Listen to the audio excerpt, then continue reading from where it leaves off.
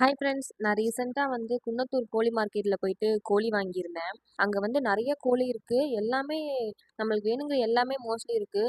போனீங்கன்னா அந்த ஒரு 7 மணி 8 மணிக்குள்ளேயே எல்லாமே நிறைய சேல் ஆயிடுது. அதுக்கு முன்னாடி போனீங்கன்னா நல்ல கோழியாக பார்த்து வாங்கிட்டு வரலாம். நானும் ஒரு 3 கோழி வாங்கியிருந்தேன். ஆனால் பார்த்தீங்கன்னா அது இறந்து போயிடுச்சு. ஏன்னா நான் ஒரு ஃபால்ட் மட்டும் பண்ணிட்டேன். நான் இது சம்மர் சீசனுங்கிறே மறந்துட்டேன்.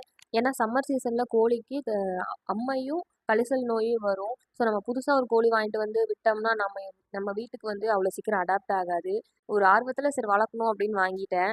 அதுக்கப்புறம் உடம்பு சரியில்லாம போய் ஒரு 3 டேஸ் ஹாஸ்பிட்டலுக்கு டெய்லி தூக்கிட்டு போயிட்டுருந்தேன். ஆனாலும் காப்பாத்த முடியல.